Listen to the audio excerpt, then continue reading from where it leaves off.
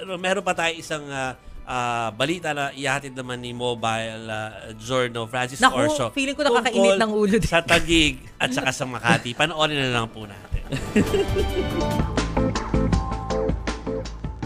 Bumungad sa bagong taon ng mga residente ng Embo Barangays ang anunsyo ng Makati na isasara na ang mga health at lying-in centers doon. Gayon din ang mga benepisyo ng Yellow Card. Sa Barangay Sembo Health Center, hindi medical staff kundi guard ang sasalubong sayo dahil sarado na ang pasilidad at hindi na tumatanggap ng pasyente mula pa January 1. Ang diabetic patient na si Alice, dismayado sa nangyari. Ang dating libreng gamot, siya na ang bibili ngayon.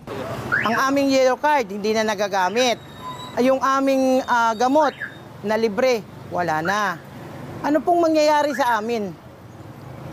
Wala na. Para tugunan ang pangangailangang medikal ng mga taga-Embo, nagbigay na ang Taguig ng libreng telekonsultasyon. Nagbukas din sila ng mga health centers para sa mga taga-Embo. Yun nga lang, sa ibang barangay pa ito ng lungsod. Sa totoo lang, ang layo po ng binigay sa amin ng health center. Sa dami namin, 3 barangay.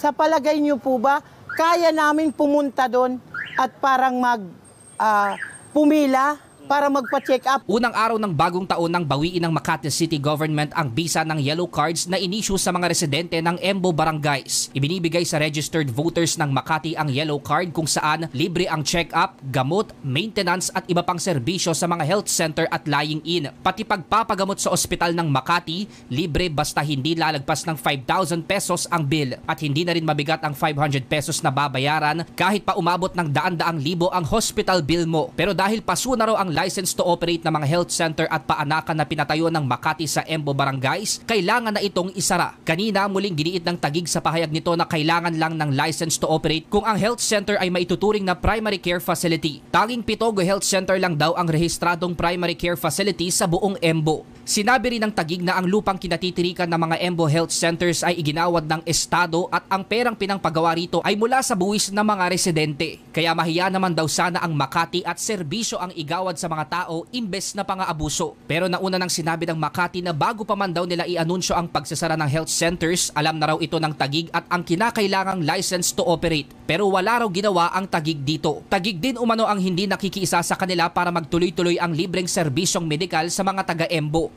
Sa ngayon, patuloy na nahati ang opinyon ng mga taga-Embo Barangays. Pero pakiusap nila, kung hindi na raw talaga mababago ang desisyon ng Korte Suprema, dapat pantayan daw ng Taguig LGU ang benepisyong ibinibigay sa kanila ng Makati.